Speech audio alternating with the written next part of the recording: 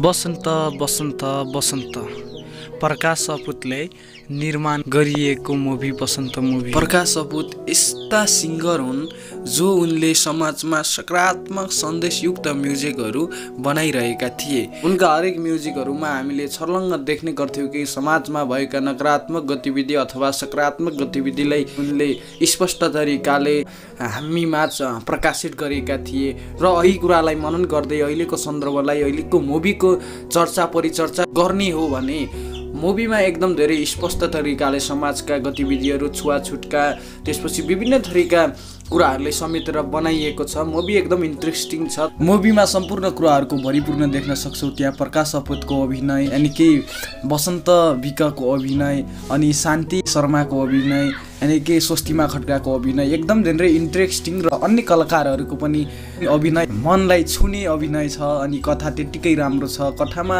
सम्पूर्ण कुराहरूलाई समेटेर बनाइएको छ। कथा नेपाली चलचित्रमा एकदम धेरै उत्कृष्टजनक मानिएको छ। यो कथा वसन्त मुभी एकदम धेरै राम्रो मुभी हो जो सकारात्मक समाजमा सकारात्मक क्रियाकलापलाई समेटेर सकारात्मक सन्देशयुक्त कुराहरूलाई सम्प्रेषण गर्ने गर्छ। त्यसैले यो मुभी पनि त्यत्तिको एक्सन त छैन तर भए तापनि एक्सन भन्दा पनि छुट्टै एनर्जी भित्री मनदेखि छुट्टै एनर्जी जोस जागर आउने खालको मुभी छ। जुन माया प्रीतिका कुराहरू पनि एकदम सकारात्मक ढङ्गले गरिएको देखिन्छ त्यहाँनिर।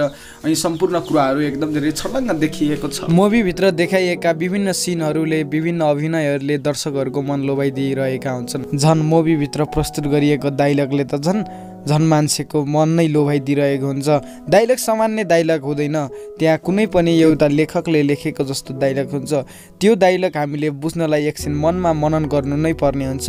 त्यसैले शान्ति र वसन्तको जोडी एकदम राम्रो देखिएको छ। मुभी एकदम धेरै राम्रो छ, इन्ट्रेस्टिङ छ, सन्देशयुक्त मुभी छ। यो मुभी चैत्र 22 गते 180 भन्दा पनि बढी हलहरूमा सञ्चालन हुँदैछन्। यो चैत्र 22 गतेकै दिन यो मुभीले 10 देखि 20 लाखसम्मको इन्कम गर्न सकेको छ। यो मुभीले भने जतिको इन्कम गर्न त सकेको छैन तर 23 गतेसम्म यो मुभीले 50 देखि 60 लाख इन्कम गर्न सक्नुपर्ने हुन्छ।